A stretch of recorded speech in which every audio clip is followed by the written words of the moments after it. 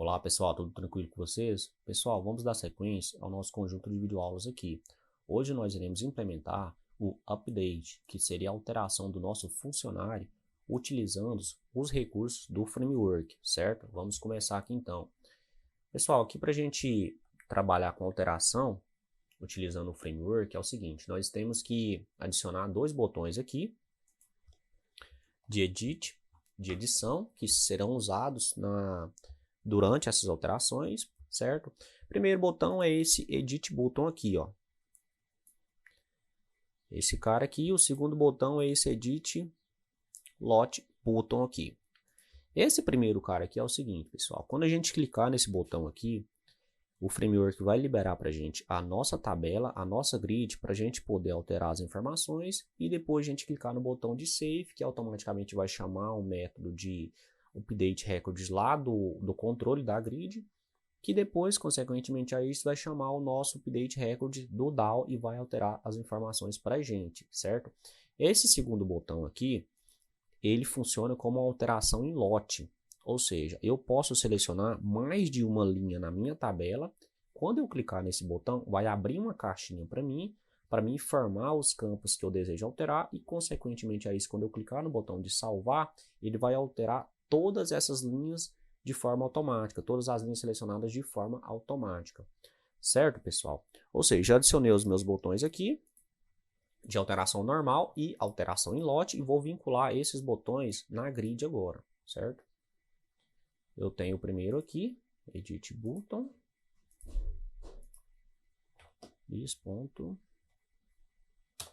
Edit Button é o primeiro, depois eu tenho o Edit Lot Button aqui, ó.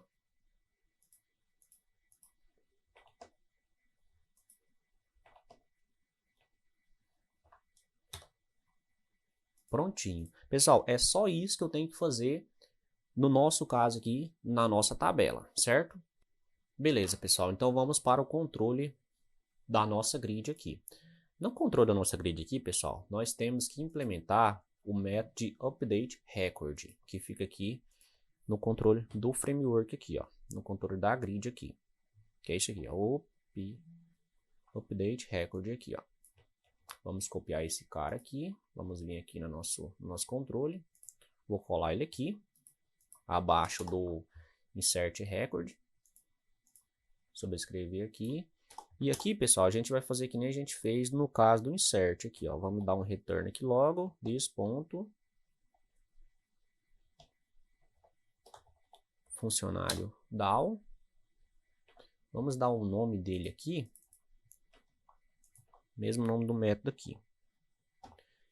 Pessoal, que é o seguinte, ó, o framework, quando eu estou alterando as informações, ele passa para mim aqui, ele passa as linhas que eu estou alterando, ele passa também os valores que estavam no objeto ou nos objetos antes da alteração, se caso eu precisar fazer alguma comparação, se esse valor antes da alteração era esse cara aqui, e agora o valor depois da alteração é esse aqui, objeto por objeto eu quero fazer uma determinada operação, eu consigo fazer isso aqui, porque ele me passa o objeto anterior antes da alteração e o novo objeto depois que eu cliquei no botão de Save.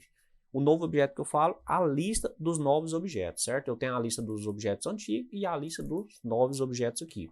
No meu caso aqui, eu não vou precisar fazer comparação nenhuma do objeto antigo com o novo, então eu já vou passar para o DAO aqui, que seria os novos objetos aqui, certo? Vou mandar ele criar esse método aqui pra gente.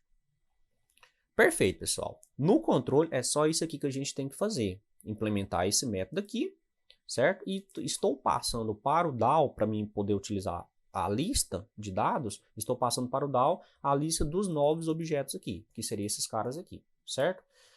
Agora nós temos que trabalhar no nosso DAO aqui. Pessoal, aqui o DAO ele vai ser basicamente a mesma coisa do nosso insert aqui. Então eu vou copiar esse método aqui também para a gente ganhar um pouco de tempo, certo? Bacana, vou colar aqui. O nome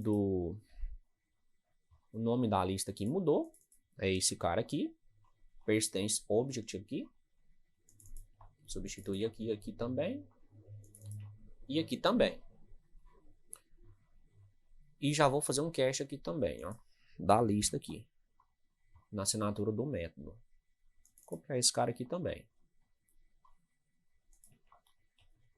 Certo, pessoal? Basicamente é isso aqui, com algumas alterações. Aqui não é inserir, erro ao inserir é erro ao alterar. Erro ao alterar o funcionário. E é isso, pessoal. Vamos fazer o seguinte agora. Vamos aqui no nosso banco de dados aqui. Deixa eu gerar um script de alteração aqui. Basicamente é isso aqui. A diferença da inserção para alteração é que a alteração nós temos que informar qual que é o objeto que a gente deseja alterar. E a gente informa esse cara utilizando, a gente informa ele passando o ID aqui, ó. Ou seja, nós temos todos os campos que nós queremos alterar aqui, certo?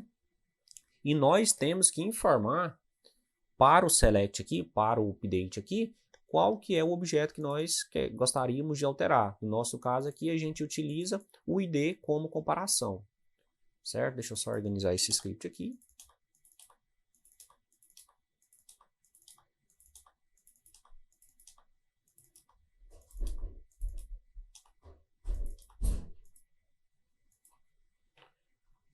Ou seja, pessoal, eu vou realizar uma operação utilizando o comando do SQL de update aqui, certo?